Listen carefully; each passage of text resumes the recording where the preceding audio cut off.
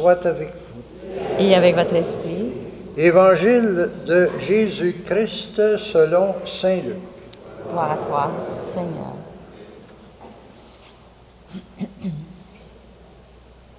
Dans la synagogue de Nazareth, après la lecture du livre d'Isaïe, Jésus déclara: « Cette parole de l'Écriture que vous venez d'entendre, c'est aujourd'hui qu'elle s'accomplit. » Tous lui rendaient témoignage et ils s'étonnaient du message de grâce qui sortait de sa bouche. Ils se demandaient: n'est-il pas le fils de Joseph? Mais il leur dit: sûrement, vous allez me citer le dicton: médecin, guéris-toi toi-même. Nous avons appris tout ce qui s'est passé à Capharnaüm. Fais de même dans ton pays. Puis il ajouta: Amen, je vous le dis, aucun prophète n'est bien accueilli dans son pays. En vérité, je vous le déclare, au temps du prophète Élie, lorsque la sécheresse et la famine ont sévi pendant 3 ans et demi, il y avait beaucoup de veuves en Israël.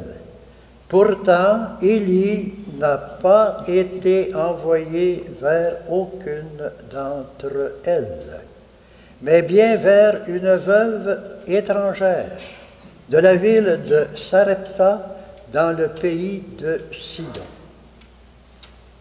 Au temps du prophète Élisée, il y avait beaucoup de lépreux en Israël.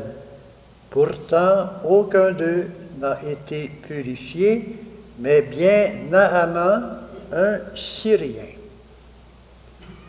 À ces mots, dans la synagogue, tous devinrent furieux, et ils se levèrent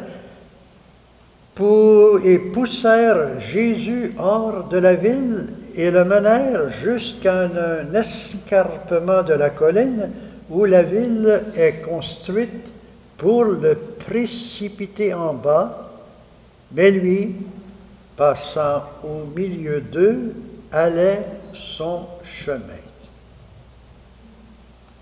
Acclamons la parole de Dieu. Louange à toi, Seigneur Jésus.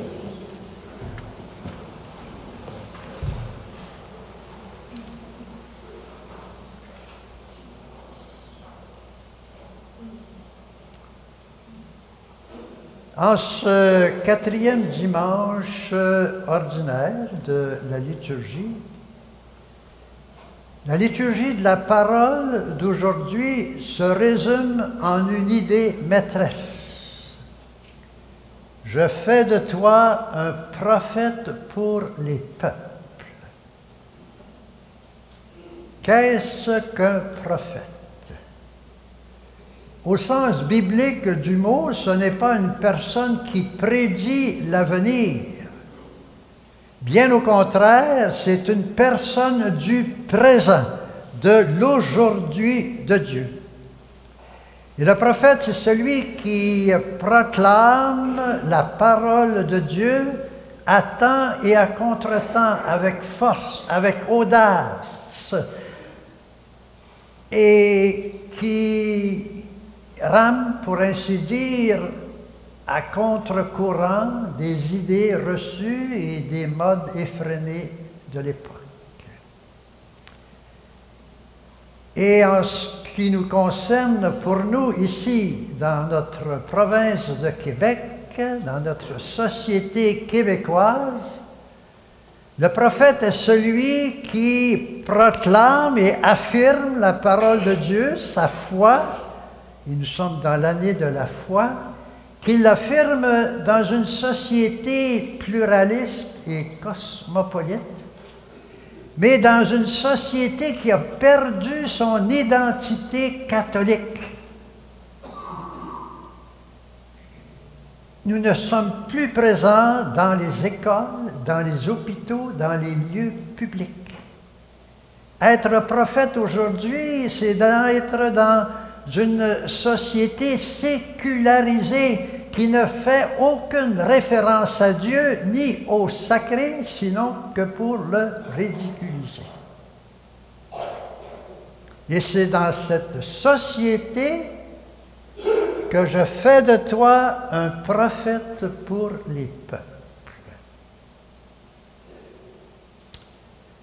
Alors, que nous propose notre première lecture du prophète Jérémie? Les paroles que Dieu adresse au prophète Jérémie s'adressent ce matin à chacune et chacune de nous. Elles s'adressent dès le moment que nous avons reçu le sacrement du baptême. Avant de te former dans le sein de ta mère, je te connaissais. Avant de venir au monde, je t'ai consacré. Et je fais de toi un prophète pour les peuples. Alors, cette mission prophétique, en sommes-nous conscients et conscientes?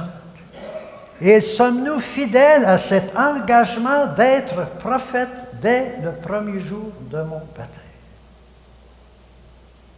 Ou avons-nous peur d'affirmer notre foi, nos valeurs chrétiennes, même devant nos enfants? Et à plus forte raison devant nos amis ou ceux qui nous entourent au travail. Évidemment, il faut le faire selon Saint Pierre dans sa première lettre qui nous dit avec douceur et respect. Mais il faut le faire. Je fais de toi un prophète pour les peuples.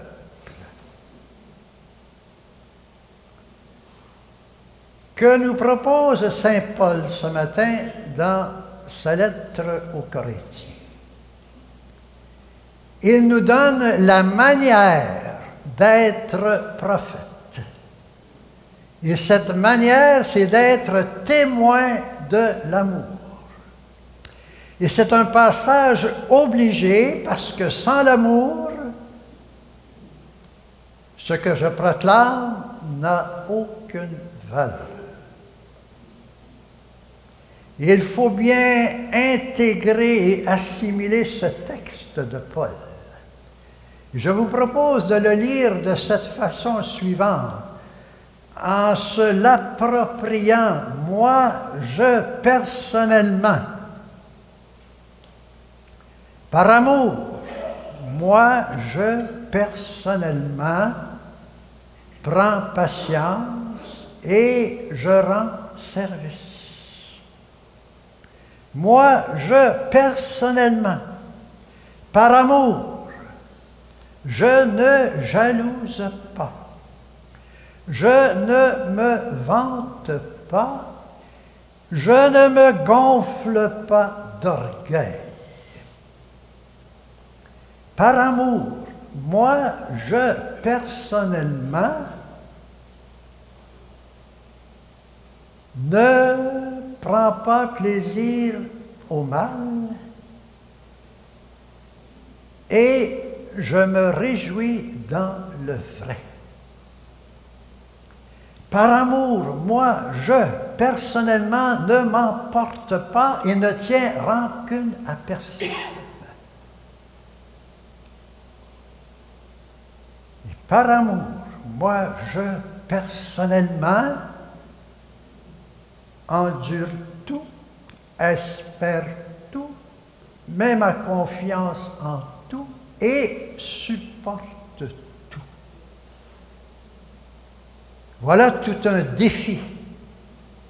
Mais il est possible, et nous en sommes capables, parce que cet amour de Dieu a été répandu dans nos cœurs dès la réception de notre baptême et rendu encore plus ferme avec le sacrement de la confirmation. C'est de cet amour que je dois vivre et je dois grandir chaque jour dans cet amour. Je fais de toi un prophète pour les peuples, un témoin de mon amour.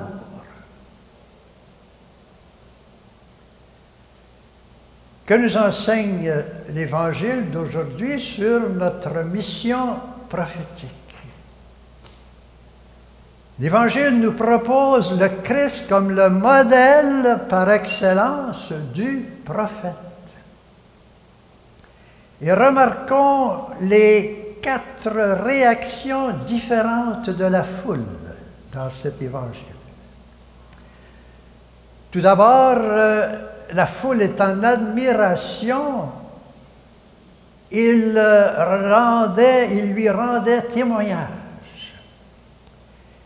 Et après, la foule est dans l'étonnement. Tous s'étonnaient du message de grâce.